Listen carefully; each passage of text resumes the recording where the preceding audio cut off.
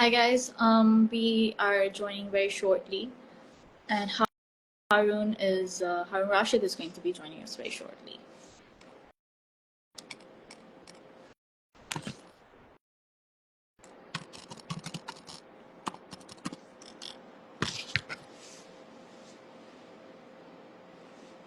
So, the topic that we are speaking about today is the narrative voice. The narrative void. Has mainstream cinema lost its soul and charm?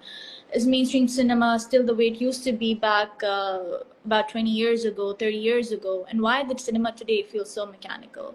So, pop in your questions. Tell us what you think about it while we wait for Haroon to join us. Okay.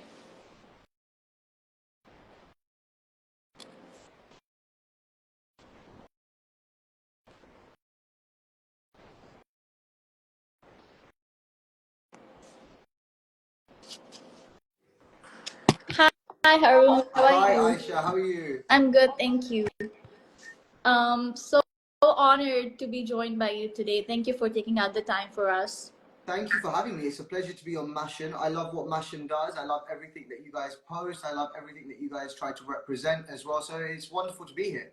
Thank you. And we couldn't have thought of a better person to join us today for this topic because you are somebody who's so authentic about storytelling, and such a senior journalist who's well respected for entertainment journalism, and you've interviewed some of the biggest names in the global entertainment industry. So thank you so much. It means a lot.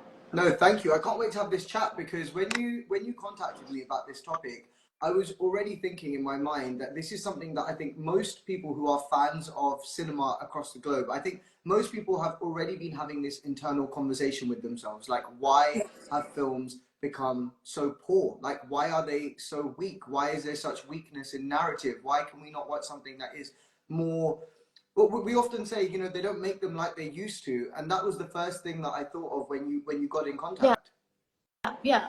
So to start off the conversation, Haroon, where do you think the predicament basically began? Where do you think the boring entertainment started seeping in?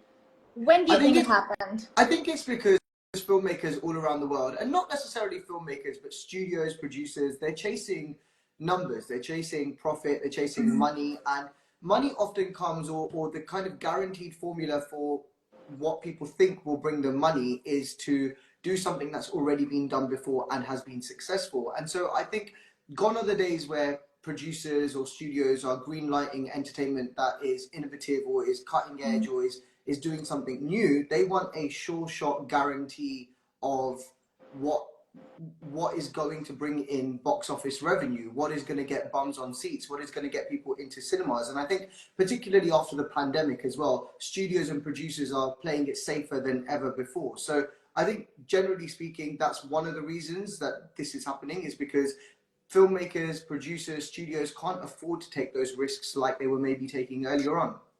Sure. And do you think, I mean, because entertainment industry is essentially a microcosm of the greater social reality, and the greater social reality itself has become so hyper materialistic and so hyper consumerist. The American dream is at its high most pinnacle, and there is this rat race of social mobility where it's conform, consumer obey, and that invariably is reflecting in the world of cinema as well, because it is essentially, there are five social institutions that curate a human's identity, which is family, religion, politics, education. But in the postmodern society, the strongest one is media, right? And the effect it has on human identity is unprecedented. So you think this the chase of profits over passion of movies is also by default because of the greater social reality is so capitalistic now. Yeah, absolutely. I think, also don't think movies hold the same value that they did in people's lives as once before. There are so many other forms of entertainment available to people. There's so much short form content available to people. There are so many different ways that people can get a quick hit, a quick dopamine hit, or a quick, Yeah. they can get their fixes so fast and so easily that movies don't quite hold the same value that they used to, because growing up, movies used to be an essential part of weekly viewing. You'd all gather together and either go to the cinema or watch a movie at home. It would be an appointment for the family to come together. That really doesn't exist anymore. So the value on film entertainment has reduced as well rapidly over the years, to the point where now I think filmmakers, studios are just throwing anything at the wall and seeing Yeah, what yeah, sticks. yeah. And like you said, it's the attention span that has it's been affected so much, you know, because by the advent of, you know, TikTok and Instagram and short reel format, and unfortunately, do you think the audiences are also being dumbed down? You know, I think I've been dumbed down, honestly. So I watch so many movies, I watch so many shows, I review so much entertainment content, and I watch a lot for just my own pleasure as well. But Yeah. I find my own attention span being rapidly reduced. I think a couple of weeks ago, I was telling you I was watching a movie starring Kieran Culkin and Jesse Eisenberg. I think it's called A Real Pain or A Simple Pain. I think it's called A Real Pain, and it's on Disney Plus. And it is a really calm, mellow, very a beautiful film, a beautiful narrative, but there's no fast action, there's no crazy stunts that happen, there's nothing that keeps your attention every 30 seconds. So I found myself really surprised that I'd actually managed to watch this movie all the way through, knowing that there's so many things that I start and I give up on because it's not giving me that instant hit, it's not giving me that instant high. So I do think that as audiences, we've become we are being dumbed down. Even what we consider to be good cinema or good entertainment, I think the bar has reduced rapidly. I think that's partly because of streaming platforms. If you see Yeah. the entertainment content that platforms like Netflix and Amazon Prime, Disney Plus, all of these platforms are putting out, it's not bad material at all, and I really enjoy it. I enjoy what I watch on there. But the narrative structure to keep a viewer hooked, to keep you going, to keep you watching that next episode, to keep you for longer, that narrative style is very different to how filmmaking was in the 90s and the 2000s, even up until the 2010s, I would say. Yeah. So clearly the streaming platforms, you think, are not helping in quality of storytelling in the cinemas, at least. I think that there's, I mean, are we talking about film and shows together? Are we grouping all entertainment Sure. together?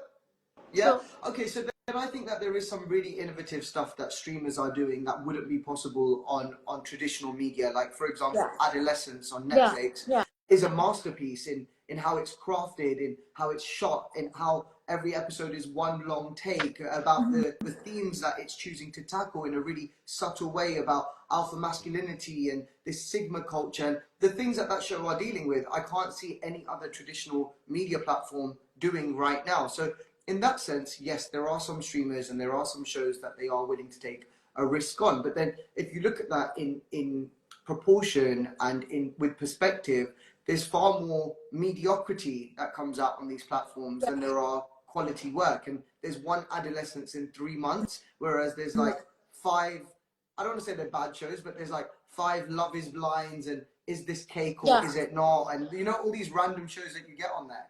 So it's like I mean, I like to believe, or I'm of the opinion that streaming platforms are like fast food, and cinema, and you know, like your good old school movies, they're like fine dining. So it's like, because the streaming platforms are very fast, right? There's one movie coming after another, and there's also so much influx of information and options for the audiences.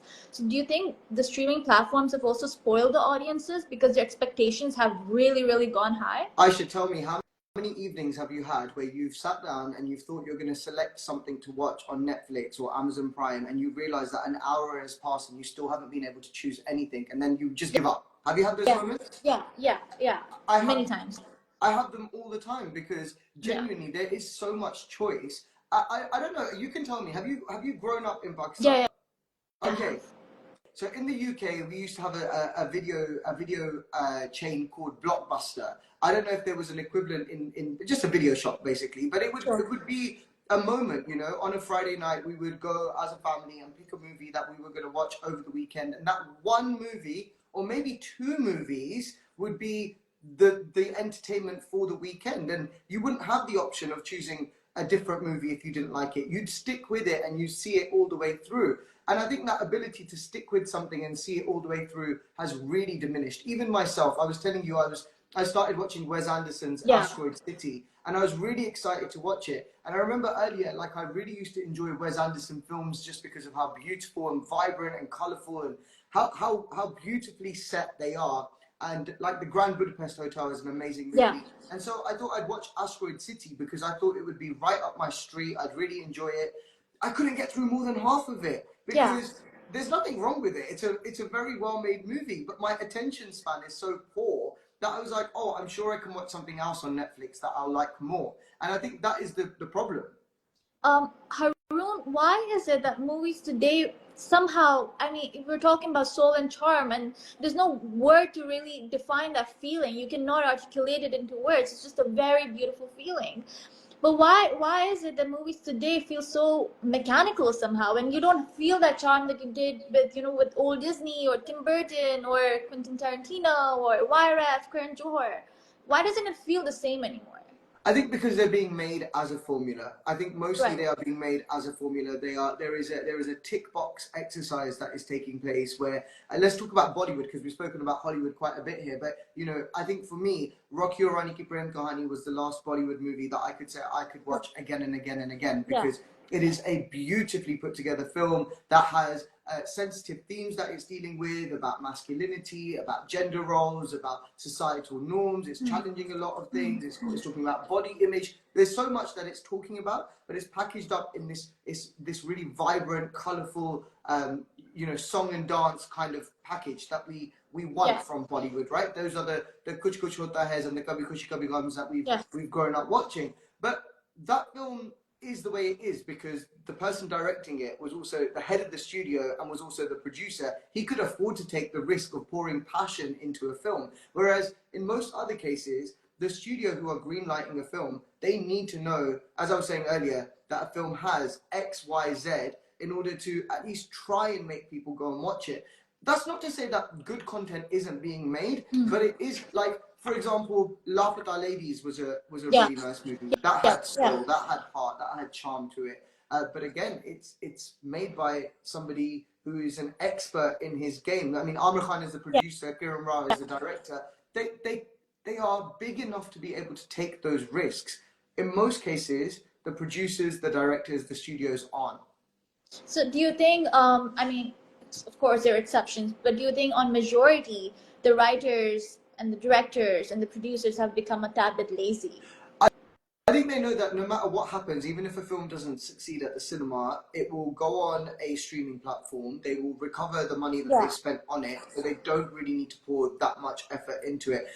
I quite often have conversations with actors and directors when I'm interviewing them, and when I ask them about, or when I'm critical of one of their films, their response is kind of like, it doesn't matter. It doesn't matter that it was a rubbish movie. It doesn't matter that, that it didn't do well. For them, the fact that they've recovered their costs and they've moved on to making the next one is good enough for them. Even if you try and But find how like sad is loopholes. that, Haroon? How sad is that?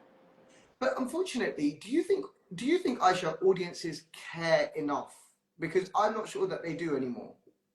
I mean, a movie like Piazza is still relevant if in terms of themes. If you still watch DDLJ, people would want to watch it and they would be hooked on, if not for like the whole time, but at least like a good hour and a half, hour or so. Yeah. What do you think? Do you think if movies like that were made in today's time, people would actually buy the ticket and go watch them? I think Piazza would be really slow and they'd walk out after 15 minutes. But I mean, I'm just thinking, I can't think of the last Hindi film that I felt was doing something radical or was doing something transformative or was trying to change mindsets or shift society. I can't remember of the last time I had that kind of changing, like life-changing experience from a Hindi Yeah. movie, which I do think back in the day there were way more of. Even like I can't think of the last movie that took me by such surprise that I had to call my friends and family and say, "Oh my God, you have to go and watch this film because it is so good." I remember walking out of Andhadhun a few years ago with Dabu and Ayushmann Khurrana in it, and it had a really, really great twist at the end. And I remember telling my friends and family, like, you have to go and watch this. This is so good. Like, it's such a fun movie. It's such a good thriller. But I can't remember the last time I felt like that. And what opinion do you have for Pakistani cinema or Pakistani drama industry, even for that matter, because it's a bigger industry than the film industry Look, here. I think The Legend of Mola Jat has absolutely spoiled everyone because it was so damn good. It was Yeah, so good yeah. that nothing that anybody is doing is coming even close to the quality of production of that movie. Let's put aside the narrative, let's put aside the action, let's put aside everything else. Let's just look at the quality of production of that movie. That set the bench so high. It increased so much. Oh, Oh, look who wow, do we look have with who's us. here. Speak of Malajat, and the Queen is here. Hi. Hi, Myra, how are you? Good, Haroon. Like, yesterday I was not yesterday, day before I was with these guys and we were talking about something else and they were like, she's very casually, she's like, oh, I'm doing this thing with Haroon and this and that. Can you join for a bit? I was like, yeah, Haroon, like Haroon, BBC. Yeah. I was like, yeah, I'll be there. It's so lovely to see you. How have you been? Man, I've been doing this. I've been mothering. Excellent. It's Excellent. Azan's O levels these days. CIEs. Wow. Wow. When did that happen? When When did did that he grow up happen? so fast? He was just a baby. So yeah, so it's his Pak Studies Islamia. 2 more papers left. I'm just going crazy. And then there is film. So the film is launching. So it's film promotions. Tomorrow is the trailer launch. So just Absolutely. yeah, So excited for that. Yeah. yeah. I was just saying, Myra, a second ago, that everybody involved with The Legend of Mola Jat has spoiled us all because that film was so good, the quality of it was so good that I'm I'm yearning for Pakistani cinema to give me anything even 80% as good as the quality of that movie. So is Love Guru going to be that film? I've started interviewing you now. Oh yeah. See, this is the pretty. That's how I was like, man, I'll join for a little bit, but let it be Haroon, just Haroon. So yeah, I think Love Guru is a different kind of film. It's not Maula Jad. It doesn't have that sort of action and that gore, and also it's not. Maula Jad's biggest thing was that it was already a cult film, Yeah. right? And then, of course, the way it was made, there's just no doubt about it. But so Love Guru isn't that, but it's something else. It's, I think, something that we do best, which is romantic dramas. It Yeah. has your Nadeem Beg comedy, it has all those elements, but it's been a while since you saw a romantic comedy or a romantic drama. So it's that. I Yeah. can't wait to see it. I'm looking forward to it. I'm hoping you're going to come to London for it as well. So we'll definitely. Yes, we are. We are. We are. And yeah, so tomorrow's the trailer launch, and I was listening to you guys. I actually have a question. While I was listening to you guys, and you guys were talking about cinema losing its soul, what the issue is. Haroon, you said something very interesting that everything is now based on formula, right? And because we are so scared that there aren't enough footfalls and people aren't coming to cinemas, so it's like, let's do the default, which is let's give them a big spectacle movie and, and stars that have that sort of pull, and they will come. My question is really, I mean, Pakistan, unfortunately, we have such little cinemas, but I hope that this film does well so that others can come. My question uh, is there something that we can do different? For instance, I just saw the trailer of Love Guru, and I was like, oh, make it shorter because these days everybody is very like they want everything to be shorter. Yeah. And Nadeem Beg said something very interesting. He said, I don't care. I don't care if they want a short trailer. I want this trailer. This is what I want them to see, up whatever it is. So, what is there a fine line? Is it that where do you go? Do you stick to your gut or what you've been doing? Do you adapt? I think Um, I think that's such a catch-22 situation, right? Because you want your filmmaker and you want your director to have conviction in what they're putting out. So if Nadeem is saying, I want it to be longer, this is how I want it to be Yeah, viewed, yeah, you want to buy into that vision and you want to go on that ride, right? But the problem is absolutely. that you also have to be aware of the target audience that you're trying to reach. And if the target audience you're trying to reach are used to shorter form content, then maybe you need to meet them somewhere in the middle. You know, maybe there needs to be some level of compromise. Yeah. But when you ask me, do I think there's something that could be done differently? You know, I used to watch Pakistani dramas quite avidly up until a few years ago, and then I found the quality of them. I thought it dropped personally. I thought they were being dragged out quite long, and I just couldn't stay with them until I watched Kabhi Main Kabhi Tum a few months ago, and I just thought it was brilliant. Yeah, I thought it was absolutely brilliant. This was with Fahad and Hania, and I was thinking afterwards, what was it about that drama that stood out for me? Why do I think it worked? And there was this beautiful, warm charm to it that was trying to say something, because it talks about a man and woman's roles in marriage. It right. talks about, you know, family dynamics.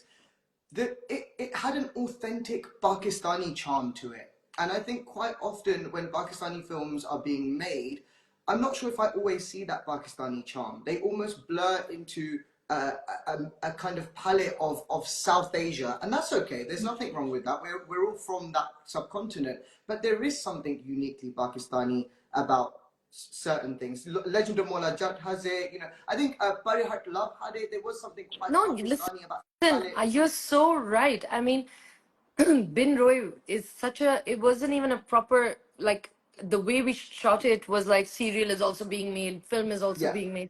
Till date, Haroon, I get messages about it. I get, all kinds of like reels about it. And I'm like, what is it about Bin Roy?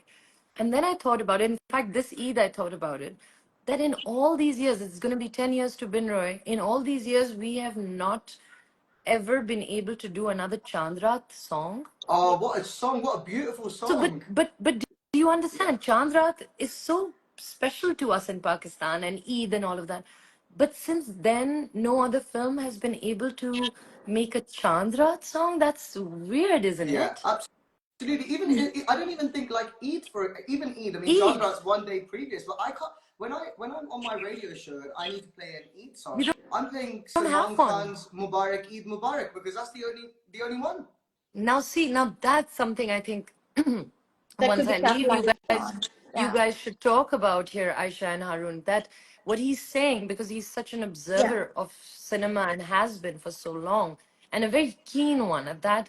I think what he said is actually so correct, that you've got all these dramas and the dramas that do well and really do well. I'm not talking about hits, I'm talking about what stay with people for a very, very long time, are those that have a certain Pakistaniyat to it. Yeah. You know, what we know best. We don't know 90 episodes best. We know 20 episoders. We understand serials, the hook, the little things, the simplicity, the writing, all of that. And somewhere when we go to make a film, we somehow think, oh, no, no, no, that's not going to work. Let's put a song like this because it's in an Indian film or some other Yeah. thing. The That formula doesn't again. necessarily work for us. Yeah. Yeah, if you So, wanted that, you would go to that industry for it. In all honesty, exactly, if people are coming exactly. for a Pakistani film, they want to see Pakistan, not necessarily Pakistan, you know, locations. I don't mean that. I No, just no, mean no, no, there is no. a Pakistani aesthetic in its presentation. Exactly. Absolutely. Absolutely. I agree. I'm gonna leave you guys now because I don't wanna eat up this time in which Harun is being interviewed. But yeah, I hope that we can make make films which are beyond the spectacles, and even if they're spectacles, there's the soul to it, Yeah.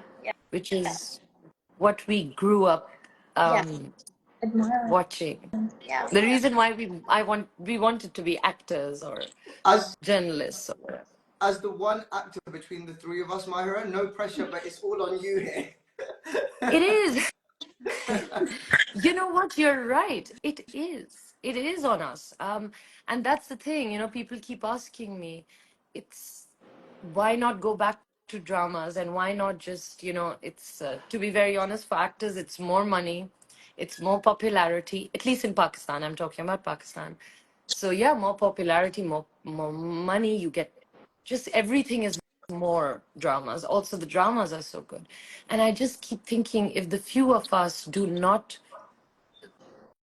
put our money where our mouth is, which is to keep the film industry alive just a little bit, it's gonna it's gonna completely die out. Because So people have hope. People have real hope, you know. As sitting here in the UK, and like I mentioned, this drama that I do think Kabhi Main Kabhi Tum is probably the last Pakistani drama that has travelled to such an extent internationally as well. Like in the UK, I have friends and family who wouldn't normally watch Pakistani dramas but tuned in for that one. But they hold on to a thread of hope every time something great happens, and the longer you leave it, the less and less that hope has value, and you don't abs- want to get to that point. oh my God, you're so right. You're so right. It's like the Legend of Molajat. It's like it came, and then what?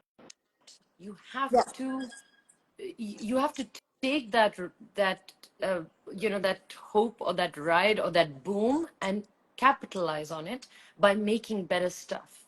In fact, Yeah. I would say having stuff ready, like, I mean, and we've seen this happen. I've seen this happen. I've seen it happen with Hamsafar. It was like, and then we didn't know what to do with it, and then, do you know what I mean? So you're right. We need to follow it up. We can't be happy with these, small big wins.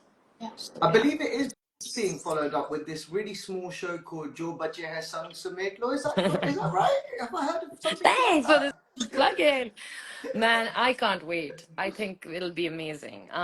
But for now, I'm really excited about Love Guru, and I'm nervous. Trailer launches tomorrow, so I hope it's amazing. I'm gonna wait for everyone's feedback. But yeah, Good luck. Good luck. I can't wait to thank you, watch thank it. you, Haroon. I'll see you See very soon, hopefully for the you soon. promotions. See you Take soon. care. Take Bye, care. guys. Bye, Aisha. Sorry, I've eaten up into No, your time. I we're just so happy you joined us. okay. Thank you so much. Take care. Bye. Also, by the way, in the end, ask Haroon for his recommendations. That's always a Okay. good thing. Okay. All-time Okay. film recommendations, all-time drama recommendations. You've put Done. me under pressure now. I'll have to think. Okay. Bye, Bye. guys. Thank you. All right, Harun. That was very, very Can we just say, wholesome. For sure. can we just say we love Mahira Khan? Can we just say Oh that? Yeah, yes. and we're not just saying it because No. she was just on here, but No. like Mahira, and I'm just gonna say this because this is her platform as well. Mahira is a star, isn't she? Like when she enters a room, like she just entered this Instagram chat, and all of a sudden I had to It feel lit like I up. had to like sit up properly because firstly she's beautiful, secondly she's so You know what? talented, thirdly You so know, well I'm sorry I'm spoken. cutting you, Harun. There's this thing about Myra, which, again, it's the same. She has soul and she has charm. You know, Yes, she has a and heart. she's Yeah. human. She's so human, and unfortunately, that's very rare in today's time. She's so real.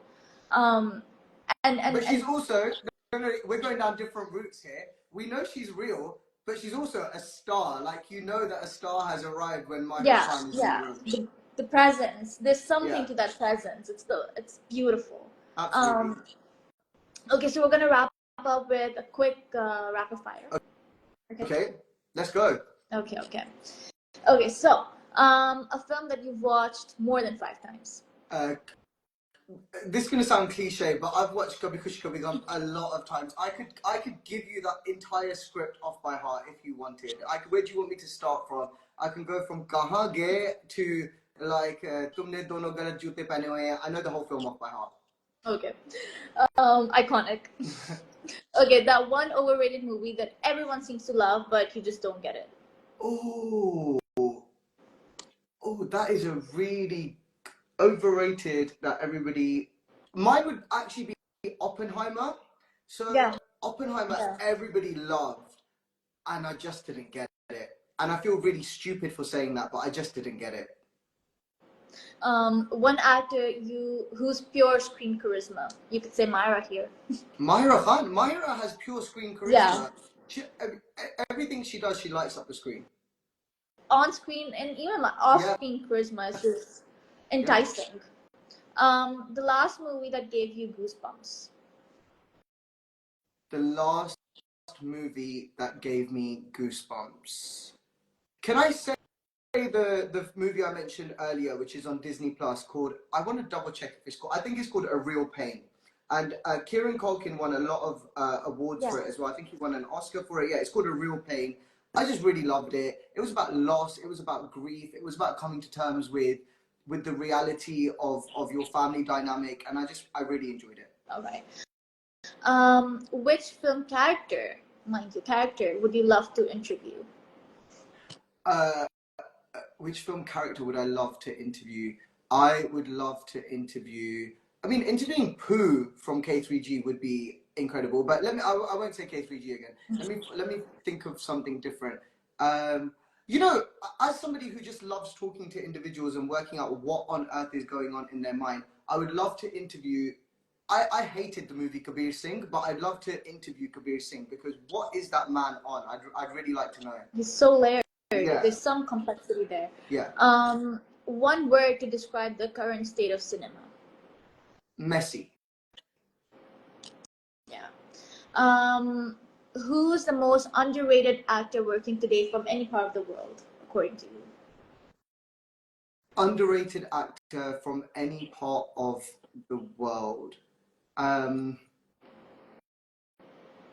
So I think this person has got their dues to some extent. Like, they've done a film with Shah Rukh Khan, they've done a fair bit. I still don't think mainstream has really seen their potential. It's actually Taapsee Pannu. I think she's exceptionally talented. Yeah. I think even in Donkey, which she did, or if it's like Haseen Dilruba or Mulk, which is a very good movie she did with Rishi Kapoor a few years back, she's a very, very talented actress. And for some reason, there seems to be some barrier with her being able to showcase that in the mainstream, and I'm not entirely sure why. Right. The best performance of the last decade, according to you?